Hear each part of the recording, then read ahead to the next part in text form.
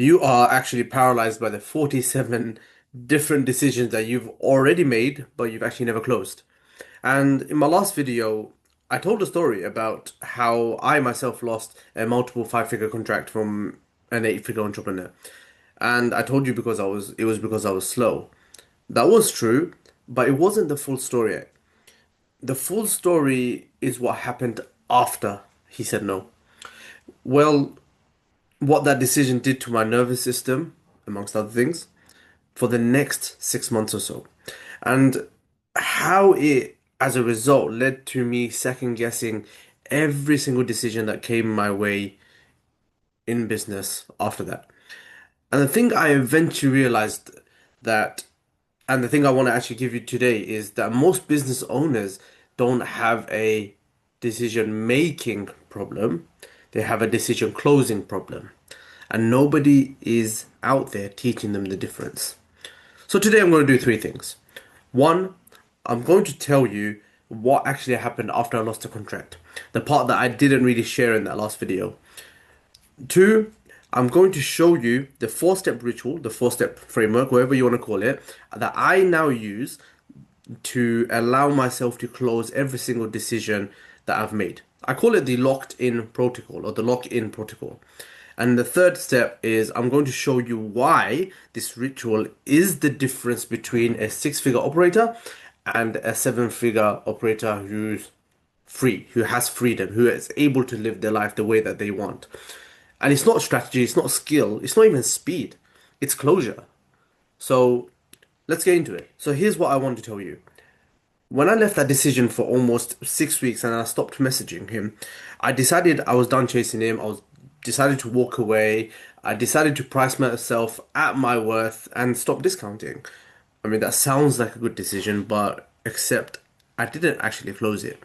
And so every time for the next 6 months, the same questions kept on coming into my mind because I kept on replaying that conversation. What if I said this instead? What if I priced it at this instead? What if I emailed him one more time? He potentially might come back. I'm sure you've had the same thoughts yourself or the same questions at one point. And I thought I was being thoughtful. I thought I was, learning from it. But I wasn't. I was actually just, I was ruminating. I was just running away from closing the decision. And so what actually broke me was that every new lead that came in after him, I was making decisions from echoing from the last one, from that story that I was mentioning. I was slow, indecisive, and packed full of fears. I wasn't pricing from my future self. I was pricing from fear that this one might also walk away. I wasn't closing my sales calls with conviction. Just like I wasn't deciding and closing with conviction. I was closing them with a safety net just in case I scared someone off. Multiple hours in a day, 4 hours a day minimum. That's what I was losing to a decision that I'd thought I'd already made. But really and truly, the decision wasn't my problem. It was my inability to actually close the loop when I've made the decision. And so here's the thing that and the truth, to be honest, that the coaching industry doesn't tell you that you can have all of these frameworks, you can be shown, you can be told what to do, right? Many coaches out there tell you what to do, but they don't know, and they don't teach you or they show you how to close the loop once you've decided. Because if you don't close the loop, you'll bleed energy for months on decisions that you think you've already moved on from. And in fact, there's research that shows that our brain will not release an unfinished decision until it has proof that you can make yourself, or proof inside that you say to yourself that the decision itself has been handled. You know, in your nervous system, this is what it feels like. This is what the brain tells itself in the nervous system that it will not release an unfinished decision. And most entrepreneurs, business owners that I work with, high performing, smart, they've got it all, but they've never once in their life closed a decision at the nervous system level. They've chosen, but they've never closed. So, and there's a massive difference here. And so let me take you through this ritual. Four steps, takes about 3 to 5 minutes, and less time, much less time than one rumination spiral. I call it, as I mentioned before, the lock-in protocol. So the first step is we want to name it on paper, not on your notes app, not in your head, on paper. Writing every decision in one clear sentence. And here's why. A decision in your head isn't a decision, it's a negotiation. And the reason why it's a negotiation because the brain will loop it 200 times in three different million ways based off of past fears, past negative self-talk, current negative self-talk, and limiting beliefs that you have about yourself if you were to say it into your mind. And you convince yourself that you're thinking it through when you're not. You're actually rehearsing the fear in different outfits. There's a reason, in Surah Baqarah, the longest ayah in the Quran is, one page long, but it talks about one thing. It talks about when you contract a debt for a specific term, for a specified term, write it down. Writing it down. Allah knows that the human mind itself, they forget. We distort things, we generalize things, we can even negotiate with ourselves. But He commands that when two people are in a contract, we should write it down. So let me ask you something. How much more important is it to write the decisions that you're making with yourself? Just yourself. So going back to my story, when the contract fell through, I decided to walk away, but I never actually wrote it down. So my brain never had proof. One sentence on paper would have saved me 6 months of rumination. Write it down. You'll save yourself so much time. Step two, kill the other doors. Sounds a bit ghastly, but cut it off. And this is something that most operators can't unfortunately do. Underneath the decision that you just wrote, list every option you're not choosing. Remember, in the last video, we talked about trying to figure out all the options that you have. But all of this is whilst you're writing it down. And once you've done that, list every option that you're not choosing. Then take that list physically in your hand and rip it up. In front of you, eyes looking, rip it up. Tear it, bin it, chuck it away. Now here's the thing. Most operators cannot kill the other doors because of one belief. Multiple beliefs actually. What if I need to go back? What if I made the wrong decision? And the most unfortunate one is I don't trust myself that I made the right choice. But here's the thing, that belief did not start in business itself. You did not come into business with that belief. It's the first time someone you trusted pulled the rug. It's the first time you made a choice and got punished for it. And it was painful enough for you to keep that memory with you. The first time you felt trapped and swore you'd never let yourself feel that powerless again. So now every decision you make, you've left a safety net. Not because you're indecisive, but because a younger version of you is still guarding the exit, the safe choice, the comfortable choice. Your brain, as a result, has been conditioned to fall into a fight state. And you have dysregulated emotions whenever the topic of making a decision comes up. That's why it feels so scary and almost paralyzed when you want to close the loop. And it's so scary that if you close the loop, that's it. There's never going back. And these beliefs are what keeps a six-figure business owner stuck. Because you cannot walk through the front door of a seven-figure business whilst holding the safety net of a six-figure one. You just can't. And let me tell you what my safety net looked like with my story. So when the contract fell through, I kept telling myself, maybe he'll come back, maybe in 6 months, maybe if I negotiate better, he will come to me if he needs it. I don't need to follow up. That was my safety net. That was something that made me feel comfortable enough to close the loop. But that actually safety net stole my focus for every new client that I spoke to, that I prospected, whatever it may be, that I wanted to close some more business, but it just kept on being in the behind me as my safety net. and I wasn't fully present in the room with anyone. Part of me was always in that past room, waiting for him to come back through.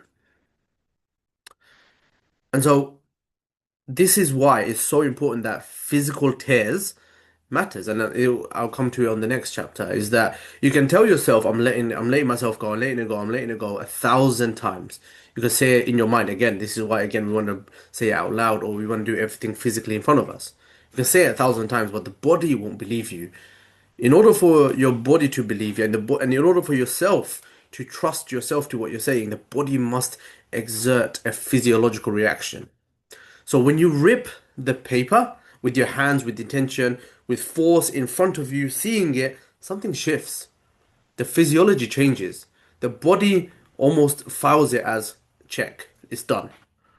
And so there's a concept called embodied cognition. And that shows that research around that shows that the nervous system itself doesn't distinguish between symbolic action and real action. Same way, the brain itself doesn't know the difference between reality and not reality. You can create that. So the more you're allowing this loop to be open and not close it, you are creating that reality for yourself. And so when you tear the paper that's made of the decisions that are in front of you, your body processes it as you've already and actually closed those doors physically and even. And that's the same mechanism, by the way, behind every grief ritual in human history. Burning a letter, burying a token, whatever. Releasing something into the water, something.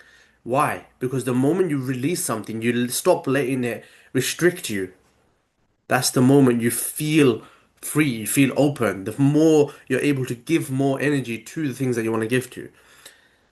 And so humans have always known this, that the body needs a gesture to release what the mind refuses to let go of. And in fact, Imam al-Ghazali in the Ihya, he spoke of that tawakkul, trusting in Allah itself. It's decisive action followed by a complete release, letting go of that outcome. Because part of that is the reason why people do not want to close the loop, because they want to control and they believe that they can control that outcome. The thing is that, the door behind you closes not by accident, but by design. So my question to you is, which door have you been holding open for so long that it's keeping you out of the room you actually want to be in? Just slow yourself down. Pause the video if you need to ask yourself that question. So, in conclusion, write it, rip it, bin it. Tie your camel. Done. The next step you want to do from that is speaking the commitment in front of you. And it's important that you do this while you do the physical step of tearing the paper. This could be closing your fist real hard, not gently, not symbolically even. Like close it like you mean it. Same fist every single time for the rest of your life, whenever you want to close your decision. And here's why. The brain processes words through one system. The brain processes your body then, sorry, processes them through another. So when you only think a decision, you're talking to 10% of yourself. When you say it out loud, you're talking to 40%. But when you combine action, so closing your fist, and saying it out loud, you are talking to all of you, or the whole body that processes information. And this is not something new. This is something that high performing athletes even uses. Navy SEALs use these. It's called anchoring. It's what, for example, athletes use to before they take a shot. It's like almost like their mini thing that they do physical that helps them prime themselves to take a shot. It's why Navy SEALs are trained to breathe in a specific pattern before a particular mission, for example. It's why, for example, a tennis player would bounce the ball a number of times before they even serve. They're not being superstitious, they're not even hijacking conditioning. It actually is a way for them to reduce the anxiousness and increase the commitment of the path that they decided to choose. So the body itself reads the actions, not the intentions itself. but the actions. Now, here's how you actually say it. Don't say, I will price at my worth, because that's not powerful enough. You want something that grips you. Say, I am the operator who prices at my worth, for example. That's an example I'm giving. It seems more powerful, and when you say it with conviction, you release what you call an incantation. The body believes it because it follows the physiology. Not future tense, not past tense, not even, you know, you want to be in the present and you want to say in the present tense with the identity that you want. Because here's the thing that I missed with my lost contract. I kept telling myself I will stop doubting. Future me was going to do it. Future me was going to be strong. Again, it's always speaking into the future. But my future me never showed up. It never showed up because I was constantly staying with my current self. So when the present me wasn't the kind of operator, wasn't the kind of business owner who held his confidence until I said it out loud, I completely lost it. So until I say it out loud with my body engaged, I become my future self. Let that just sit with you. Bring your future self into the current. Understand what it means. Embody the reaction that the body what itself wants to feel when you say that. Let it feel that. And that power is what will allow you to close that loop. Now, a lot of you will potentially resist this step and you'll think it feels absolutely silly. I don't need to say it out loud. I've already decided, but ask yourself truly, and this is for most business owners, is you've been knowing what you decided for years. Years. How much time have you actually wasted? How much valuable time that you could have put yourself back into the business, grown the business even more? How much time have you lost because of that? How much haven't you moved? The resistance to saying it out loud is the very evidence that you haven't resolved it. Because if you had, you'd have no problem declaring it. So there's some level of fear that's stopping you from actually declaring it out loud. So silence actually protects the safety net. Now, this is what I want you to sit with. When a person takes the Shahada, they don't just think it, right? They speak it out loud, with witnesses if possible, with the body present. They're completely present in the moment with the thing that they're going to say. But why? Because Allah designed the human being so that the declaration is what seals its covenant, not the thought, right? And in fact, Allah says in Surah Saf, O you who believe, why do you say that which you do not do?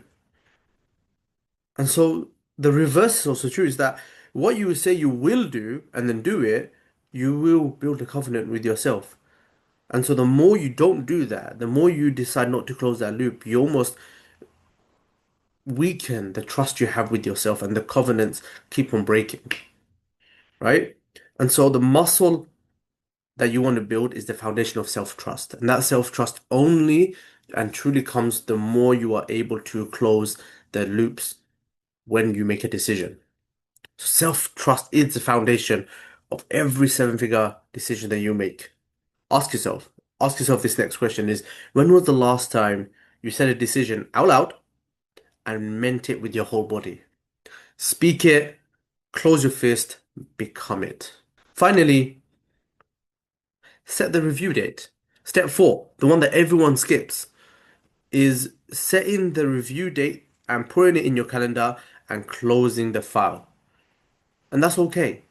Because sometimes the brain reopen closed loops for one reason, and it's afraid that you'll forget to check whether this decision worked or not. And it's not really betraying you, to be honest. That's not what's happening here.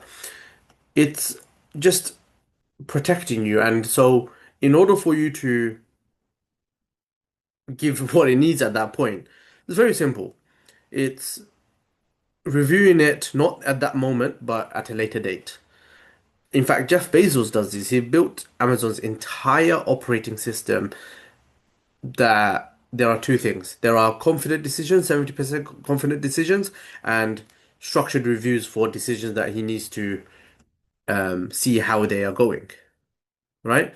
So, for example, we would say we'll try this for 30 days, then we'll reevaluate.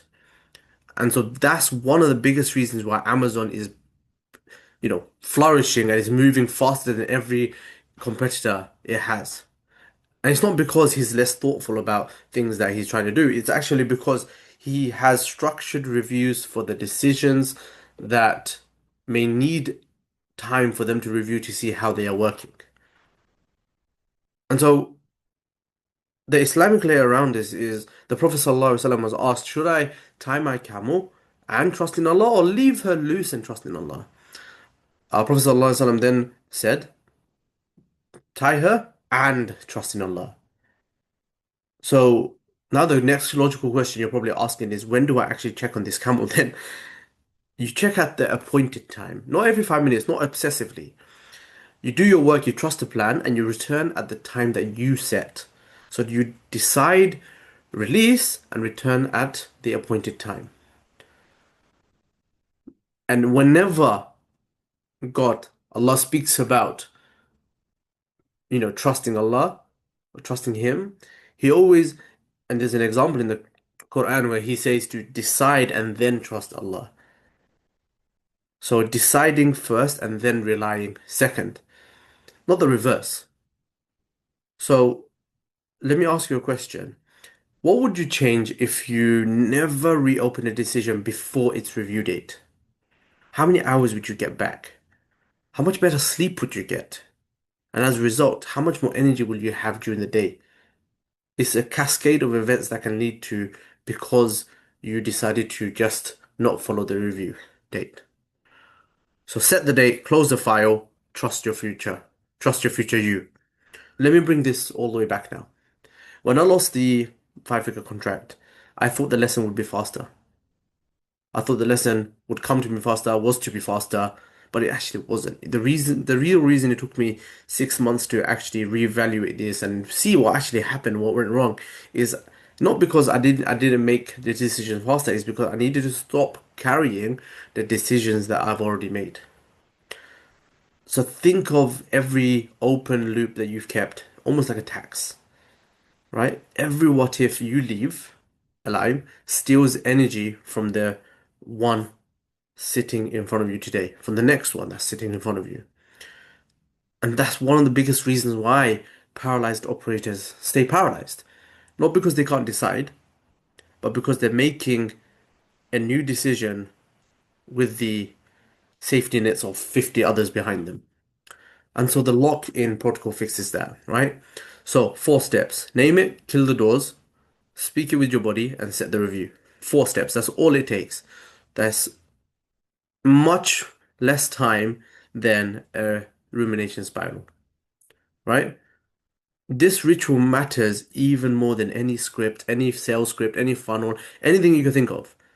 Because without this, you'll continue to make decisions that don't actually serve your sales, your marketing, your delivery, whatever it may be. And as a result, not just your business performs poorly, but so do you. And so the decision belongs to you, the process belongs to you, but the outcome belongs to Allah. Very simple. So here's what I want you to do before the next video. Talk and take a decision that you've probably not closed the loop on and run it through the lock-in protocol. Name it, rip the um, options, rip the paper, close the fist, set the date to review, and come back and let me know in the comments how you went on as a result of it. So close them, subscribe for more high performance content for business owners, and I will see you in the next one.